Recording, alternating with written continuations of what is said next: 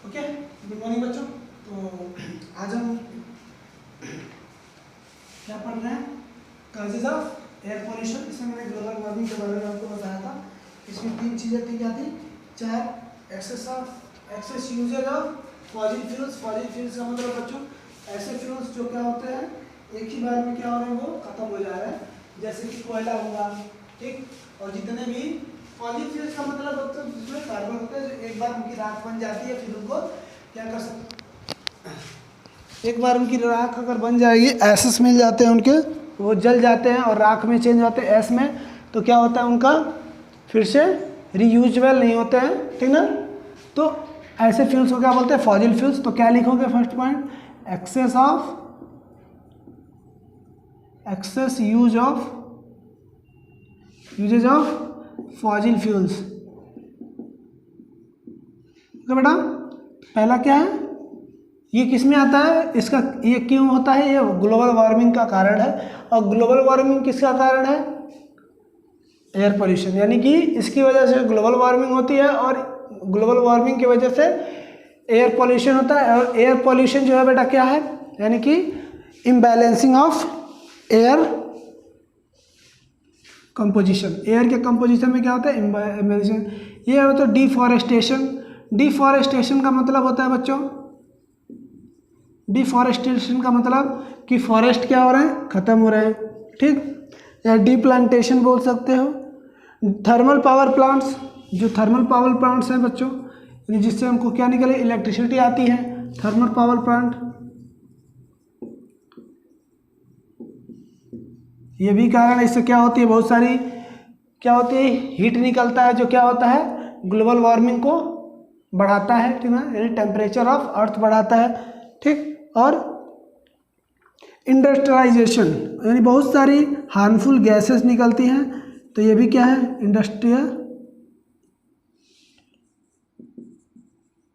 Industrialisation बच्चों।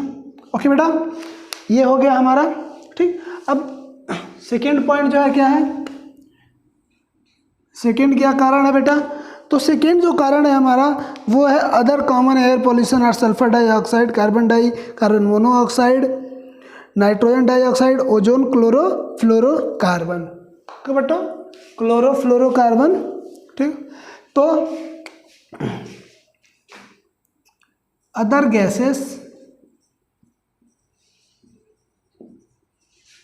Gases like sulphur dioxide,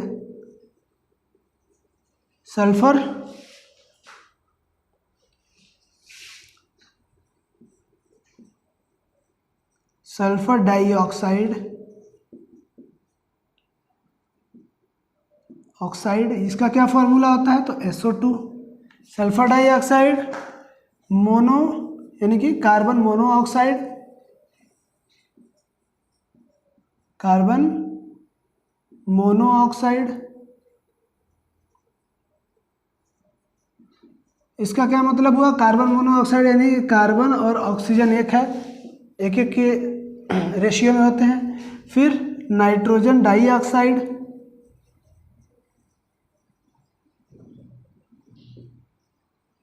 oxide, ये क्या होता है? NO2, nitrogen dioxide.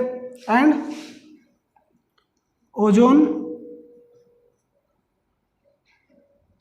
ओजोन बेटा, इसका क्या फॉर्मूला होता है? O3।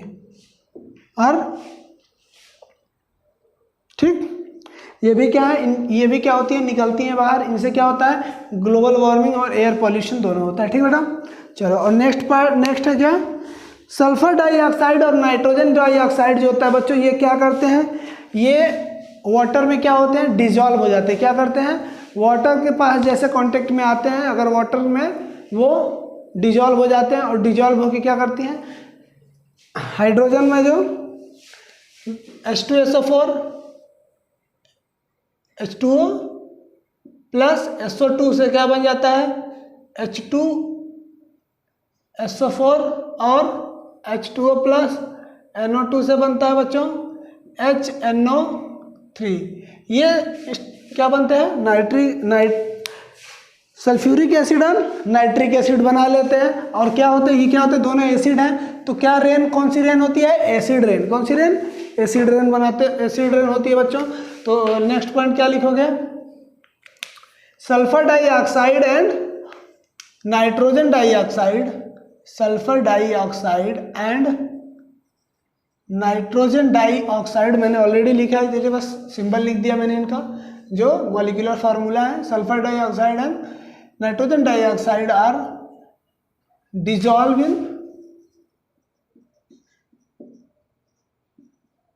dissolve in water, so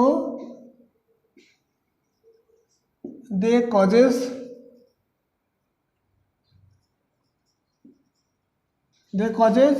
acid rain। Okay, क्या करती हैं ये, acid rain.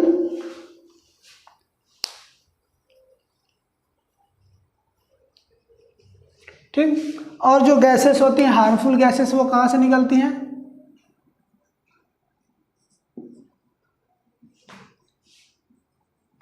Harmful gases from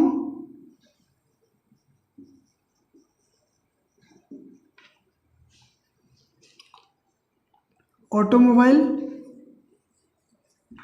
यानी जो गाड़ियाँ वगैरह बनती है, ऑटोमोबाइल्स वगैरह, ऑटोमोबाइल्स का मतलब समझ रहे हो ना, व्हीकल्स, ऑटोमोबाइल्स, एग्जॉस्ट फ्रॉम, जहाँ फैक्ट्री में बनती हैं,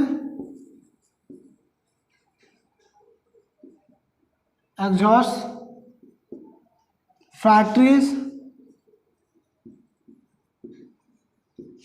okay,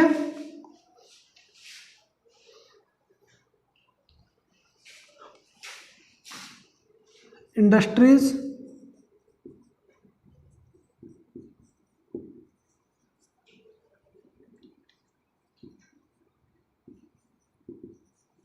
industries and thermal power plant से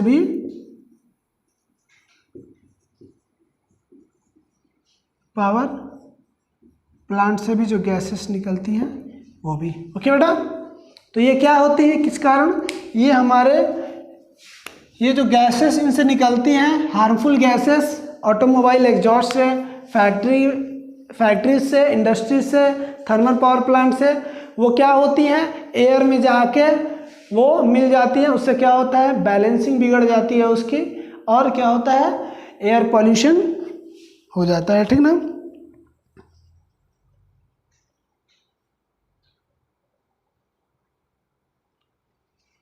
अब बच्चों एक गैस मैंने आपको बताया, कार्बन मोनोऑक्साइड। कार्बन मोनोऑक्साइड बहुत ही बच्चों एक हार्मफुल गैस है, एक तरह से पॉइजनस है। ठीक ना।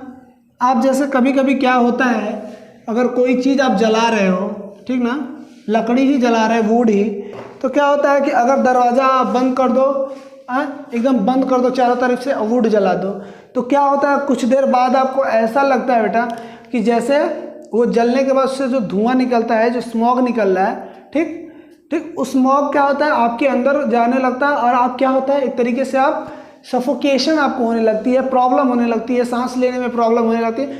वो वजह क्या होता है कि जो कार्बन मोनोऑक्साइड होती है वो क्या करती है, वो जो हम ऑक्सीजन ले रहे हैं उसके इनटेक को कम कर देती है, और उसकी जगह पे खुद ही जाने लगती है, यानी ऑक्सीजन की जगह पे क्या करती है, खुद जल्दी से एंट्री करने लगती है हमारे ब्लड में।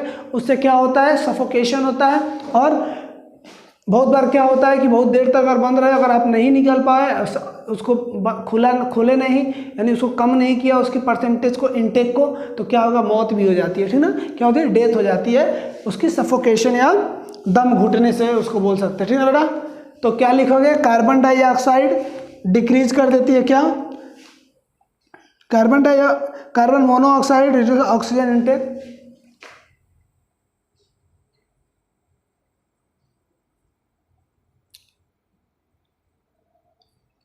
ओके, कार्बन मोनोऑक्साइड, ये क्या है, CO, लिख देता हूं मैं,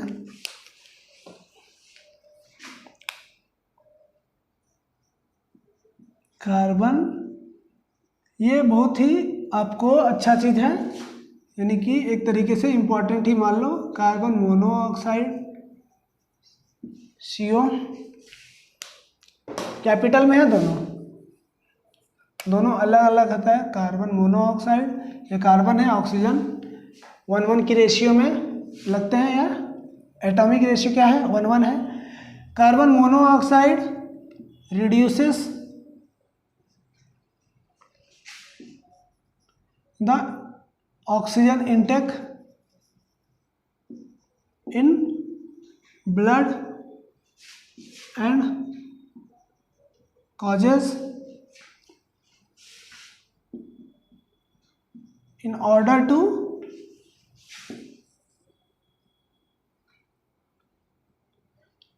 to create breathing problem,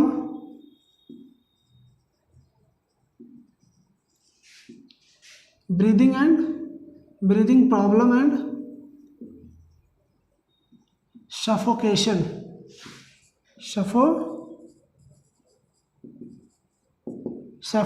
okay बेटा।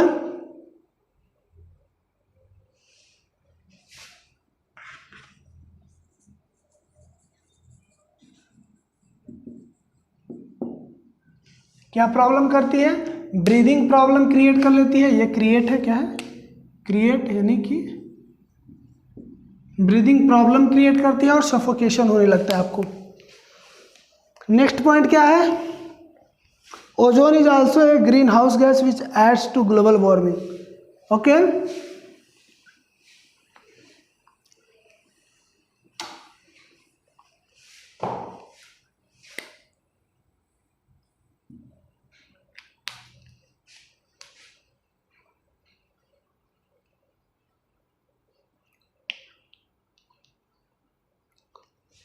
O3 क्या है?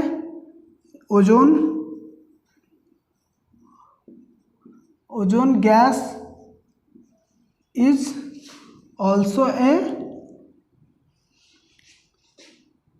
Green house gas. क्या होती है? ग्रीन हाउस गैस है। Green house gas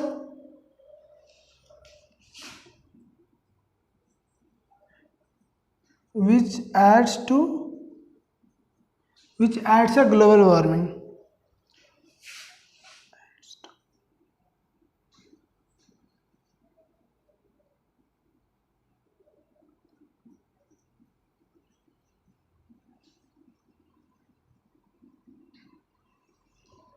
global warming को बढ़ाती है। क्या करती है? ग्लोबल वार्मिंग को बढ़ाती है। क्लोरोफ्लोरोकार्बन, ओके बेटा, क्लोरोफ्लोरोकार्बन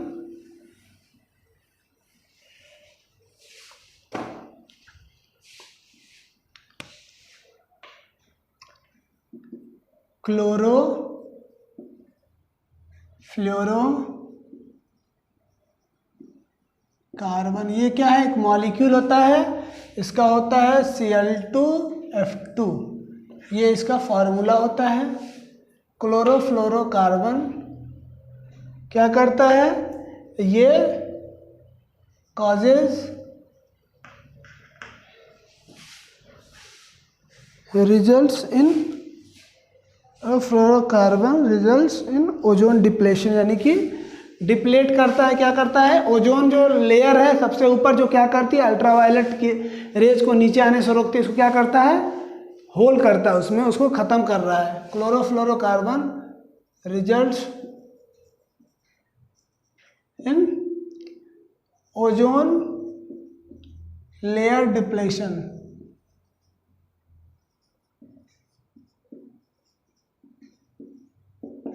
ओके, तो ये क्या क्या है? हमारे एयर पोल्यूशन के क्या है बच्चों? कॉजेज हैं। इस वजह से क्या होता है? एयर पोल्यूशन हो रहा है। अब ये समझ आ रहा है कि क्लोरोफ्लोरोकार्बन तो ओजोन लेयर को डिप्लेट करती है, तो ग्लोबल एयर पोल्यूशन कैसे बढ़ता है? तो बेटा देखो, क्लोरोफ्लोरोकार्बन से क्या होगा कि वो ओजोन लेयर जो है डिप्लेट होगी और अल्ट्रावायलेट किरण कहाँ आ जाएगी? नीचे आएगी। उससे क्या हो जाएगा? अब उससे होगा टेम्परेचर बढ़ेगा। टेम्परेचर बढ़ेगा तो बहुत सारी चीज़ें हैं, उनका क्या होगा? एक तरीके से कंबशन होगा, वो जलेंगी, और जलेंगी तो कार्बन डाइऑक्साइड होगा। या टेम्परेचर अगर बढ़ेगा तो क्या होगा? टेम्परेचर बढ़ने से कार्बन डाइऑक्साइड यानी ग्लोबल वार्मिंग बढ़ेगी। ग्लोबल वार्मिंग की वजह से क्या होगा, एक तरीके से टेम्परेचर बढ़ेगा, और टेम्परेचर से क्या होगा, उस जो एटमॉस्फेयर है उसका बैलेंसिंग खत्म होगी, उससे क्या होगा, एयर पॉल्यूशन बढ़ेगा। ओके, चलिए तो ये हो गया। अब बच्चों सोर्स ऑफ एयर पॉल्यूशन, ये तो कॉजेज हो गए। अब क्या क्या सोर्सेस होते हैं एयर पॉल्यूशन के, ठीक, और उनके इफेक्ट क्या होते हैं, तो वो देखते हैं हम। तो लिखिएगा, पहले इसको नोट डाउन कर लीजिए। तो sources of air pollution and effect of air pollution, sources and, चलिए तो लिखिए sources and effect of air pollution.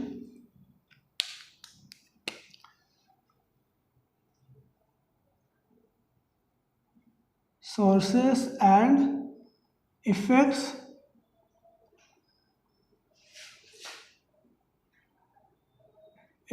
of air pollution. Air pollution का क्या इफेक्ट होता है, यानी इसके सोर्सेस होते हैं, उनके क्या क्या इफेक्ट होते हैं, ठीक ना। तो इसमें कॉलम बना लेना बच्चों। पहला तो पॉल्यूशन यानी पॉल्यूटेंट, यानी पॉल्यूटेंट उनको बोलते हैं जो क्या होते हैं, सोर्स ऑफ पॉल्यूटेंट, इनको क्या बोलते हैं। फिर यहाँ पे क्या लिखना, उनके कॉजेज, ठीक, पॉल्यूटेंट, यहाँ पे सोर्स, इनके सोर्स क्या होते हैं, और इफेक्ट इनके क्या होते हैं, ये क्या इफेक्ट करते हैं, ठीक, यानी किस तरह एयर को पॉल्यूट करते हैं, ठीक। तो पहले तो SO2 और CO2, sulphur dioxide and carbon dioxide, इनका सोर्स क्या होता है बच्चों, thermal power plants, automobile industries, thermal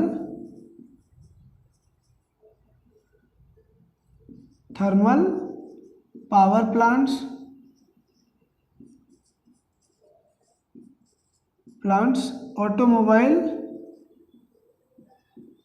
automobile industries, okay. इनके कारण क्या होते हैं, इनकी वजह से क्या होती है, एसिड रेन होती है। क्या होती है बच्चों, एसिड रेन। एसिड रेन का इफेक्ट इन पे होता है। यानी कार्बन मोनोऑक्साइड से क्या होता है, ये तो फर्स्ट हो गया हमारा। सेकेंड है CO यानी carbon mono oxide. Carbon monoxide क्या होता है बच्चों, इसका क्या इफेक्ट होता है, कार्बन मोनोऑक्साइड ये कहाँ से मिलती हैं, तो ये मिलती हैं कहाँ से हमको बच्चों, ऑटोमोबाइल एग्जॉस्ट में।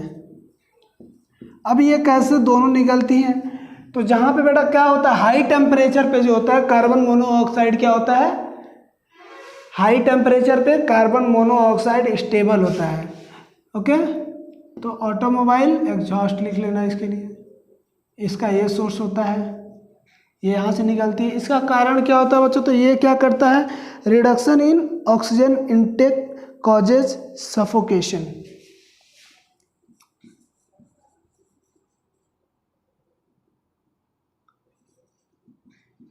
रिडक्शन इन ऑक्सीजन इनटेक, किसमें, ब्लड में, इनटेक इन ब्लड कॉजेज, और क्या करता है ये, सफोकेशन, कॉजेज सफोकेशन, ओके बच्चों। क्या करता है, सफोकेशन होता है, नहीं हमको क्या कहते हैं, दम घुटने लगता है हमारा, ओके। हो गया ये 2 पॉइंट। एक और लिखिए, ओजोन,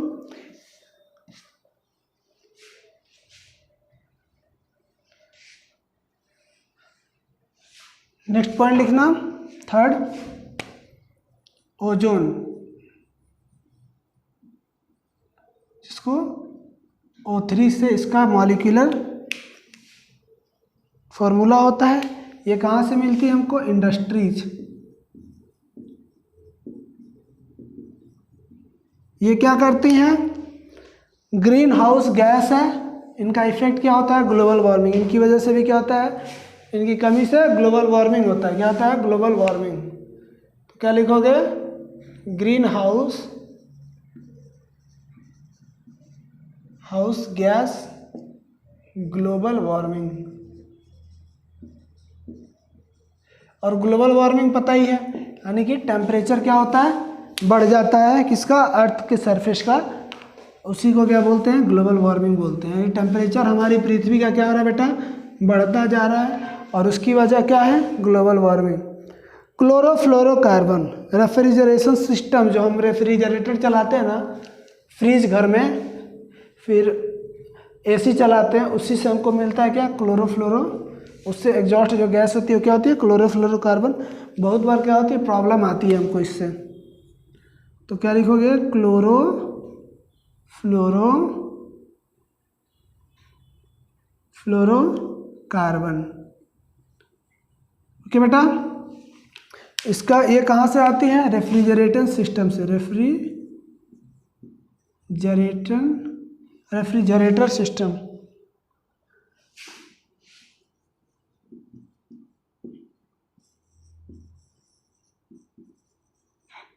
सिस्टम से आता है बेटा।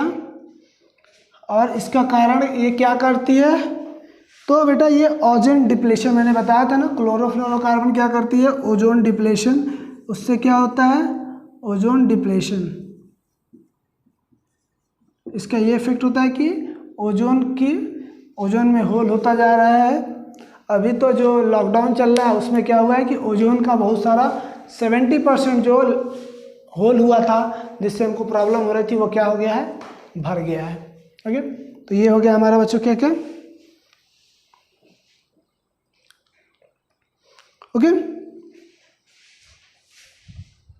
चलिए अब ये चैप्टर एक तरीके से बेटा खत्म ही है, लास्ट चल रहा है एकदम इसका। तो अब देखिए ये बहुत इम्पोर्टेंट है बेटा कि स्पेशली आज के दिन में कि जो एयर की क्वालिटी बहुत तेज़ी से घट रही है, उसको क्या है कि उसको कंट्रोल करने के लिए हमको एयर पोल्यूशन के लिए बहुत सारे क्या करने चाहिए? प्रिवेंशंस लेने चाहिए। और ये सारे प्रिवेंशन कुछ हैं, मैं बताऊंगा, अभी आपको बता रहा हूँ कि क्या क्या है। तो इसको नोट करिए, फिर आगे हम देखते हैं method of prevention of air pollution. इसको नोट कर लिया?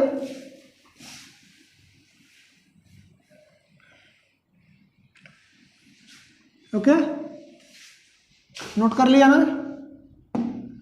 चलिए, तो हेडिंग डालिए प्रिवेंशन ऑफ एयर पॉल्यूशन। क्या क्या प्रिवेंशन होते हैं, कैसे कैसे एयर पॉल्यूशन को कम कर सकते हैं। तो आज के टाइम में क्या ज़रूरी है कि धीरे धीरे क्या हो रहा है, एयर की यानी बहुत सारी इसकी बीमारियां होती हैं, ये एक तरीके से, ठीक। तो उसके लिए हम क्या करना चाहिए हमको? एयर पॉल्यूशन का, ठीक। ये हो गया, ये भी नोट हो गया ना? चलो तो नेक्स्ट देखते हैं आगे एयर पोल्यूशन का।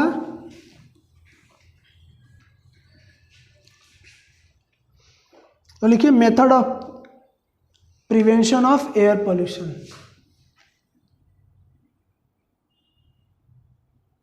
मेथड ऑफ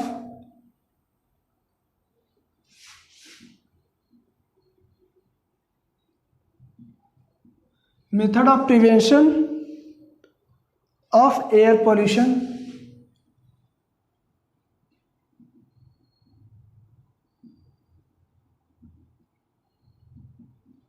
ओके बेटा,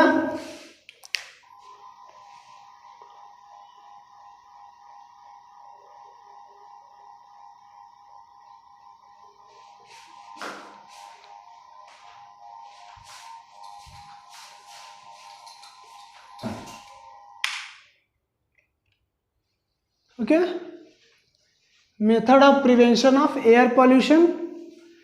चलो तो ये क्या होता है, कौन कौन से मेथड हैं, यानी कि हमको क्या क्या करना पड़ेगा। तो लिखिए there are many method of prevention of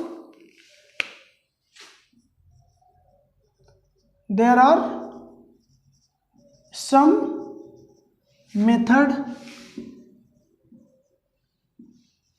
which can prevent increase of which can control या method by which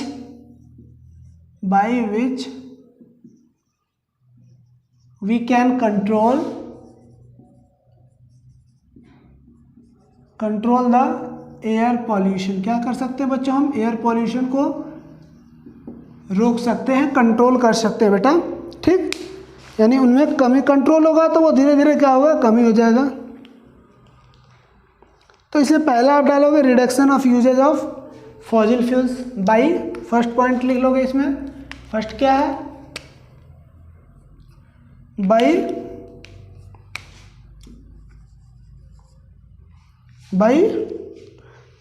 reduction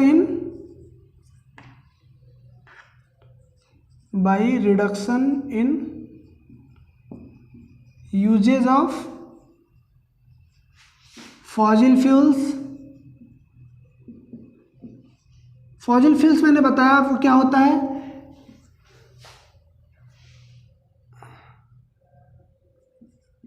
non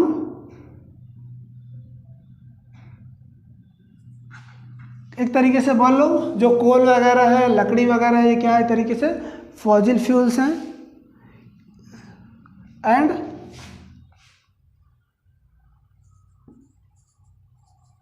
use of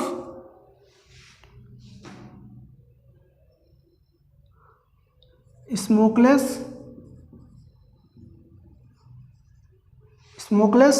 नहीं हो, उसमें धुआं ना हो बता, smokeless sources of energy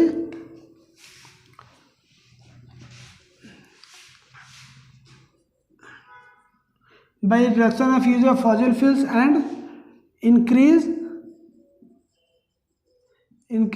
in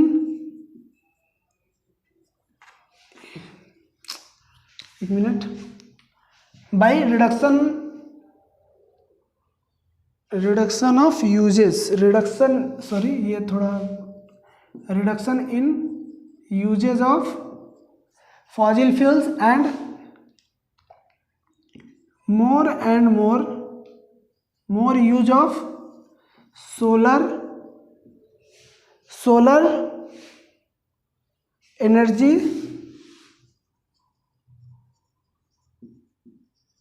and electrical energy।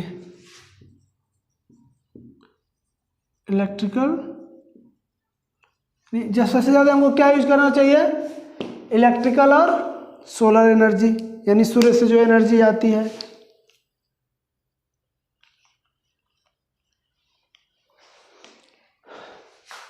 Okay,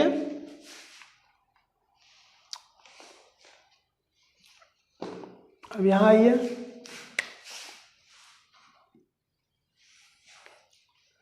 second point आप लिखोगे क्या,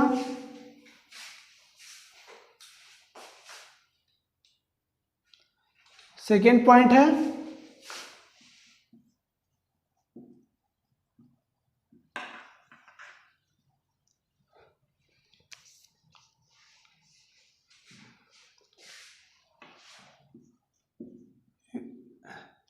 we should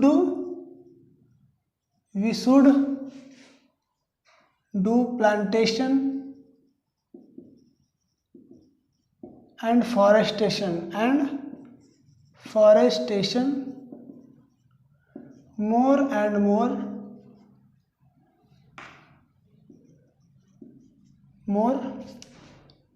to decrease the level of CO2 carbon dioxide. CO2 के लेवल को कम करने के लिए क्या करेंगे, ज़्यादा से ज़्यादा फॉरेस्टेशन करेंगे। फॉरेस्टेशन मतलब क्या होगा, फॉरेस्टेशन की स्पेलिंग थोड़ी गलती हो गई, फॉरेस्टेशन करेंगे, प्लांटेशन यानी कि एक तरीके से दोनों सेम ही होता है। ठीक, करेंगे, ज़्यादा से ज़्यादा जंगलों को बचाना है। ठीक, डिफॉरेस्टेशन को रोकेंगे। ठीक, इसकी वजह से क्या होगा, जो कार्बन डाइऑक्साइड का लेवल होगा कम होगा। कैसे कम होगा कि अगर कार्बन डाइऑक्साइड जितने ज़्यादा प्लांट होंगे उतने कार्बन डाइऑक्साइड को क्या करेंगे, अपने अंदर लेंगे, उससे क्या करेंगे, क्या करते हैं, फोटोसिंथेसिस होगा, यानी कि मैक्सिमम यूज हो जाएगा, तो लेवल क्या हो जाएगा, कम हो जाएगा, जिससे ग्लोबल वार्मिंग की प्रॉब्लम क्या हो जाएगी, कम हो जाएगी, और उसी से क्या होगा, एयर पोल्यूशन कम हो जाएगा। ठीक, नेक्स्ट पॉइंट है बच्चों, maximum use of CNG gases. किसमें सीएनजी गैसेस होती हैं, ऑटोमोबाइल्स में। तो इन मैक्सिमम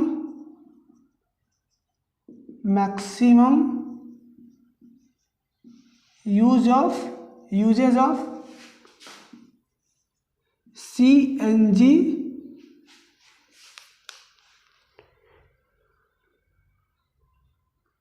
इसका मतलब होता है बच्चों, सीएनजी का मतलब ये लिख दूंगा मैं, सीएनजी क्या लिख देता हूं, कंप्रेस्ड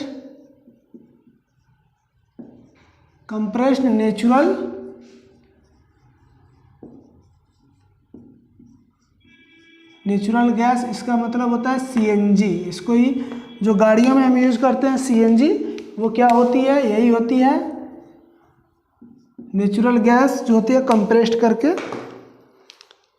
इन ऑटोमोबाइल्स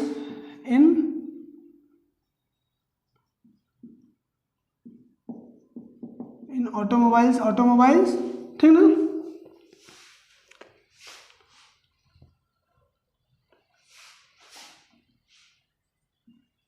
एज ऑटोमोबाइल फ्यूल। ठीक, फोर्थ पॉइंट क्या है बेटा,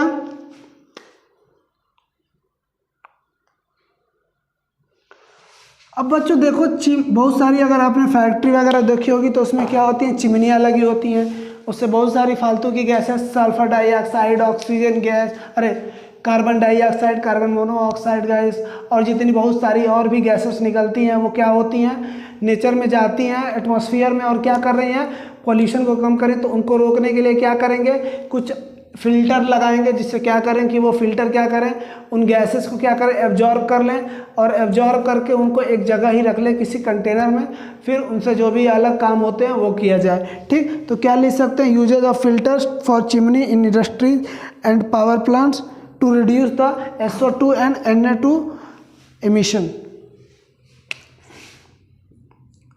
to decrease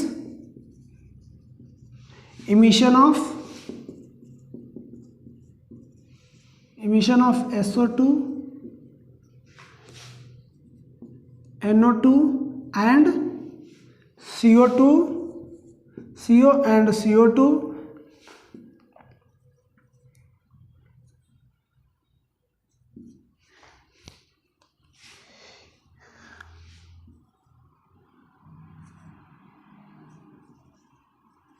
uses of filtration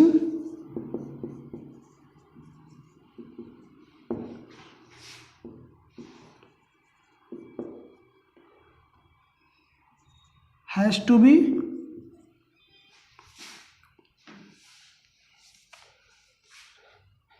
in usage of filter usage of filter in chimney, usage of filter in chimney of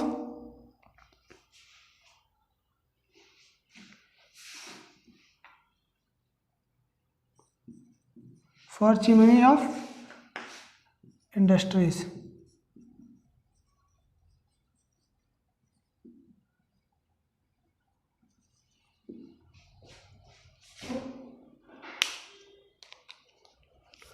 okay, तो ये चैप्टर हमारा क्या हुआ, ये क्या क्या है, मेथड ऑफ प्रिवेंशन ऑफ, ये क्या है, प्रिवेंशन है किसके लिए, एयर पोल्यूशन का। ठीक, चलिए तो आज ये हमारा चैप्टर खत्म होता है, एयर क्या हो रहा है, खत्म, एयर आज हमारा जो चैप्टर है ये खत्म हो रहा है।